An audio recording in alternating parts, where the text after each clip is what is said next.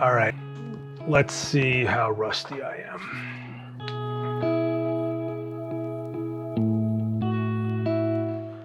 What's going on, everyone? Seth Miranda here. This is Rewind, hopefully in its final form. I know I've tried to bring it back a few times.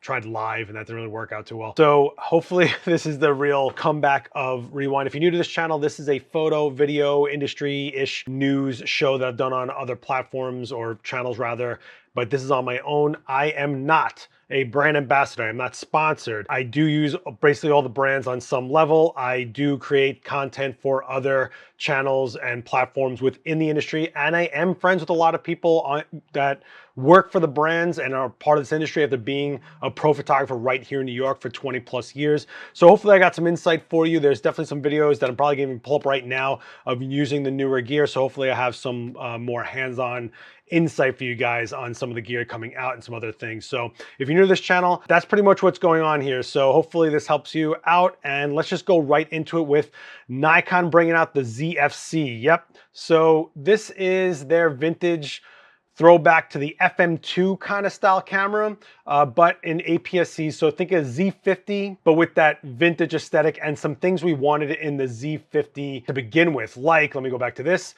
the USB delivery. That's one of the things I really wanted Nikon to bring to the Z50 with a firmware update, but they couldn't because there's a micro USB, not a voltage. This has USB-C, so now you can power the camera indefinitely through USB power and also send a video signal via that same cable. Not full resolution, so you still might want to do something through the HDMI port, but it is a great option out there, and it gave you the flip out screen. I know a lot of people wanted flip out screens for the Z50. You got a flip down screen. I personally like the flip down screen because it keeps you on axis with the lens when you're talking. You're not like looking off to the side like this while the lens is over here. But I understand why some people want that flip out screen. They gave it to you, but they also gave you this vintage aesthetic, which is a lot of fun to use. It's also good for people just starting out in photography. They actually manually get to see and adjust their settings, and it gives them more of a tactile learning curve type thing, I guess, or experience rather. So it's all around. It's kind of like getting a Z52, but with a different aesthetic to it. They did pretty good with the Nikon DF, which was basically the Nikon D5 flagship camera with a vintage skin on it, and they took out the video features and lowered the cost. They did pretty well on it because it was a flagship camera at way much of a discount. Is that even English? I don't even know. However, this is an APS-C camera. Are they testing the waters to try to make a full frame version of it? I don't know. What I would like to see Nikon do is actually bring us their old rangefinders, their S3, the 35 Ti, because then you're really giving us more options in the market, not just doing a different style of what we already have. I understand people wanting the full frame version of this. I even understand people liking the APS-C version of this. This was super fun. I even got to do the video for it. We'll go into that in a second. But if we had another rangefinder out there, right, it wouldn't be just Fuji and Leica. We would have a Nikon throwback to their rangefinders that were awesome with the new Z mount and all this other glass we can throw on it. I think that would be really interesting. I do love a good rangefinder. The X100V from Fujifilm, easily one of my favorite cameras of all time. But using this camera was super fun. If you check out Adorama TV, you can see my video on it. I quickly threw it out to the balcony. We did some quick shots with it. And I even plugged it in as a webcam really quickly to show you how I would go about doing that if I was using their webcam utility, all the autofocus functions and stuff like that. So there's a lot to this camera, and I think they had a nice price point on it of being about $1,000, which does cloud it against the Z5, right? So now you have the APS-C Z50, now the ZFC APS-C and the Z5 all hovering around that $1,000 price point, giving you options, or is it more confusing? You let me know down below what you think. I personally think it's getting a little confusing. I do understand that the Z5 is way more value for you, I think. You get stabilization, full frame, all the bells and whistles that you're getting from this except for the flip out screen, and you get stabilization. So I don't know, it's kind of a, what would you go for? Is this something that interests you? Let me know if the vintage vibe is something that you find fun, or is this something that they're hoping would just bring in new people to Nikon? I can tell you right now, they're basically saying they're looking at it as Canon has yet to do anything that shows off their legacy with their older cameras, their analog cameras, and Sony doesn't even have a legacy in analog cameras to show off. So they're thinking that this is kind of like a standout moment for them. I don't know. I can say the sales seem to be pretty strong for it. They can't even meet demand. Shocking. Nikon can't meet demand of the product. I think that's like every release. If they release a lens cap, they'll be like, yeah, well, we can't hit, fill the demand for this. I don't know what's going on, but I feel like that's what all brands are doing. It's almost like a Kickstarter style where they announce something, see what the demand is, and then they slowly fill the orders instead of like putting money into stock and then hoping it doesn't sit there, which could be smart, but it is aggravating for us consumers, especially in this era where we're dealing with a lot of chip shortages and things like that. The other thing I'm gonna bring up is, and I know this is old, but I'm playing catch up. I also did the video for the Nikon 105 I got to use it here. lens. So you might wanna take a look at this. I put it through its paces with some portrait stuff, a lot of fun with that, and took it onto a rooftop. And I also shot the 50mm 2.8, by the way. So this was 2 macros in one video, so give that a check if you have a moment. I would appreciate it, and I'll put the links down below. Let's talk about another lens release. This one's a little bit older, but again, I'm playing catch up here. I'm sorry about that. This is the first episode back. Let's take a look at the Fujifilm 18mm 1.4. This was a killer lens. I had a lot of fun with it. It had a very interesting aesthetic to it, and I had a lot of fun at night shooting all these portraits of arena. If you get a chance, just check out that video down below. It was a pretty good one. I know people were like 18mm 1.4, but there's a 16mm.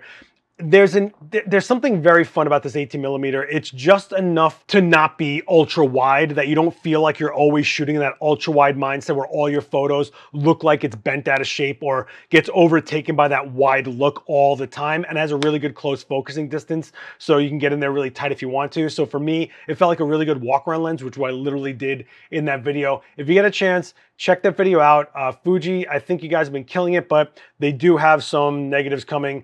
I am going to, negatives as in down points of their brand. I'm going to bring that up in a little bit. Stick with me. But in more lens news, Canon 14-35 f4. So this is the rounding out their f4 series, I'll say. This is a rectilinear lens, meaning at wide focal lengths, like 14mm, you don't have bent up lines. They stay pretty straight, which is pretty great. Again, you don't get that overwhelming feeling of an ultra wide, but you do get a wide lens that can keep, for the most part, your lines pretty straight. I did get a chance to check out this lens. I was there when we filmed the video. I can say that it really does feel more like a clean lens as opposed to like a 14mm ultra wide where things get like pretty bent out of shape on the corners, so you might like that. It is $1,700 though. Don't forget about that. A little bit up there in price, but it still is cheaper than the 15-35 2.8 at $2,300. So a $600 difference here. What are you getting? Well, with this, Canon's really trying to bring down the price and get people to round out their systems with the RF line. I think they're doing a pretty good job. It is pricey, but you get a control ring, a custom control ring. It is very lightweight. It is very small. It does have an incredibly nice close focusing distance of just like 7 inches or something like that. As well as it being stabilized. So you get over, I think, 6 stops, maybe even 7 stops of stabilization when it works in collaboration with the in-body stabilization of some of the R cameras. The original R doesn't have stabilization, so this lens might be good for you if you wanted optical stabilization with that camera. And it also has a regular filter size in the front. Ultra wides, like 14mm. In the past, we haven't been able to put just a regular filter on them because they've been bowled out front lens elements. Here, and a lot of mirrorless glass has shown that the 14mm and wider focal lengths can actually take regular filter sizes. I think this one is a 77mm thread, which is a pretty typical thread size. I think I use it a lot, and then I step down to all my other lenses with an adapter, like a $2 adapter will get you stepping down your larger filters to your smaller lenses. You know, that's kind of the way you go, is buy your filters for the biggest lens and get the adapter. I'm digressing here. It's nice. It's a little pricey, but the Canon RF glass has yet to disappoint. It is incredible, and it's really nice to see them pay attention to the f4 series. If you're someone that doesn't shoot shallow all the time, if you're someone that shoots a lot in the studio that might always close down anyway, but you want these focal lengths, if you're someone that doesn't want to pay a premium but still wants to have a nice set of lenses that can handle you through all the focal lengths, I mean, a 24-105 mixed with this 14-35 is a nice 2-lens set that'll get you covered for most things. Or let's say you're a wedding photographer who's just starting out or getting back into things after this rough year and you don't want to invest in hardcore gear, but you need to get going. It's an easier price point, more chance on return on investment. I think they're doing a pretty good job. Of course, remember, launch prices for everything in this industry is just the top dollar. After that, it gets cheaper with rebates, cheaper with age, cheaper with used market prices, and so on. So don't get discouraged over that. I'm going to give a huge shout out now to Sekonic. Congratulations on your 70th anniversary. And they are releasing this, the 398A Studio Deluxe 3 70th Anniversary Edition. This thing is beautiful. I mean, look at this. This is a light meter that has been out forever, and every photographer I ever assisted when I was coming up had one of these somewhere. It was like their first meter, or they always depended on it as a backup. And now I think Sekonic's really going like, hey, this is who we are as a company. This is who we are as a brand. It's really interesting that they chose this as their 70th anniversary because they were actually established in 1949. However, I think it was around 1951 is when the Sekonic brand trademark actually came into existence, and that's why we're getting this here. They only made 700 of these, which is kind of cool. So it is a collector's piece. I don't know how much of a market there is for it. I don't know how many nerds are out there, but in the entire world of traditional photographers, like this is definitely a nice piece to have, and it's clearly collectible at such a limited production rate of 700. And shout out to Sesay, friend of the channel, friend of Adorama in general, who worked very hard on this. So check out the link down below if you want to grab one. I don't know if they're pre-sold or sold out, but it is definitely cool to look at. And I also think that out of all the light meters out there, this, the original version of this is the one that everybody always picks up and goes like, oh, I remember, it has a story about it. All the digital ones and all the highly accurate ones and the ones that have amazing technology in it, we all love them and they're super useful and stuff like that. But it's kind of funny how everyone always goes back to the analog one and goes and has a story about it. I just think that's super cool. Let's talk about Fuji. This is heartbreaking, right? Fujifilm closes 4 US photo equipment plants and cuts 400 jobs. So they're saying that there's less demand.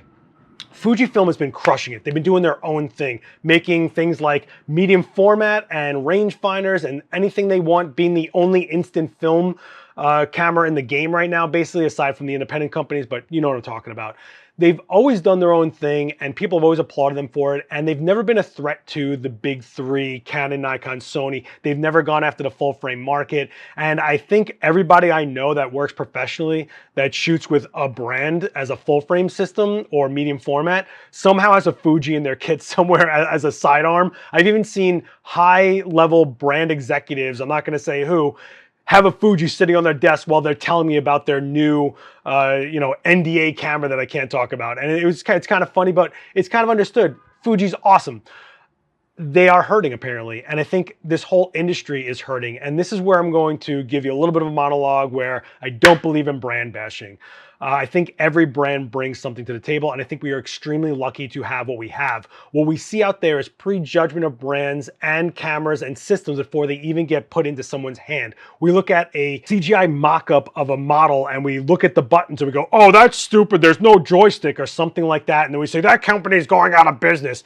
These companies are all like a century-year old. I mean, Canon, Nikon, Olympus, 100-year-old companies we're talking about here, and they're not really going anywhere. They're shifting, they're evolving with the times, they're taking their hits and they're getting their accolades all the same. You're just not hearing it all at once, especially if you're someone that just jumps on YouTube and listens to what these channels say to you. There's no vetting when it comes to YouTube. You can literally say whatever until the comments tell you you're completely wrong or fact-checked.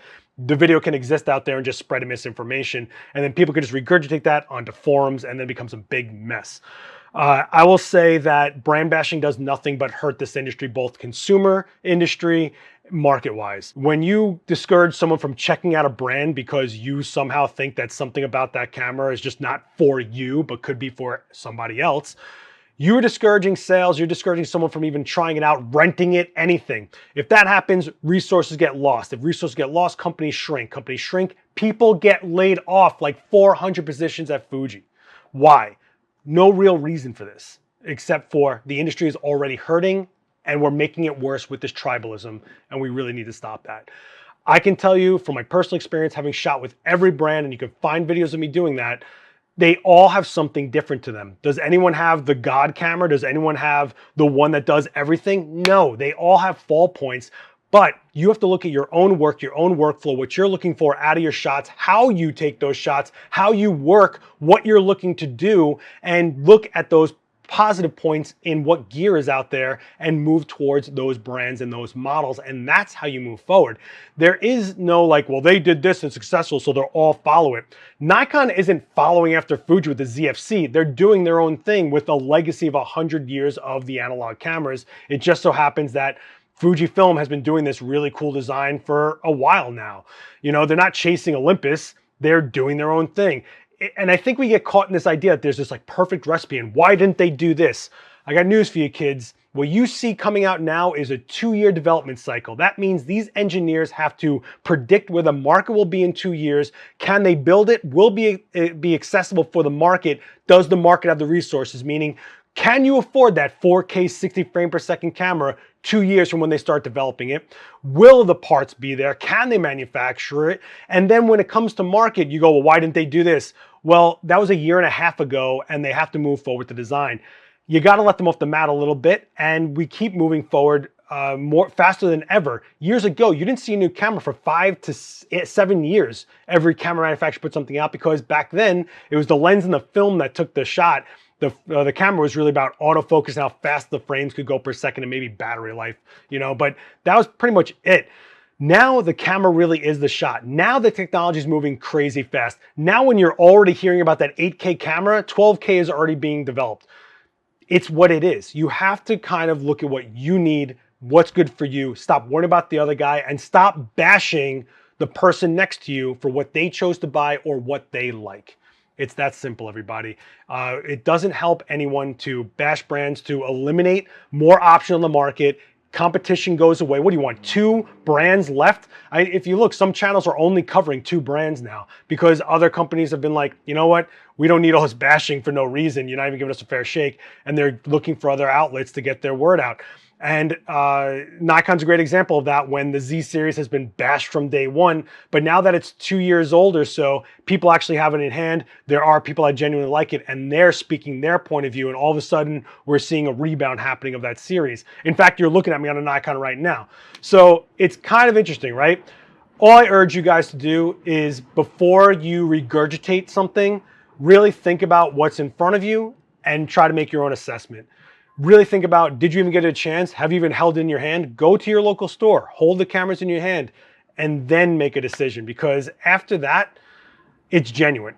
Before that, it's just regurgitation, more tribalism, more poison, more factories closing, more brands closing, more layoffs, and so on and so forth. Boy, that was really long, and I'm sure I repeated myself like 40 times, but it is what it is. All right, guys, I'm going to leave it there. I know this was like the first one was pretty rough. I'll get back into the groove of this. It's been a while. I'm sorry. I can't believe I used to do this every week for years. Anyway, if you're new to this channel, you can also join me live on twitch.tv/lastxwitness. I'll be going back to doing live photo critiques of your work. Hit the links down below. I'll be doing those probably Friday, 7 p.m. Eastern time. Hopefully I can get that clicked into being the momentum, but that's what I'm aiming for. Yell at me on Twitter. Check out my work on Instagram, lastxwitness. Don't forget to hit like, share this video around, hit subscribe, plus the bell to see more videos like this or get notified when more videos like come out. And I'll see you guys next time. Later.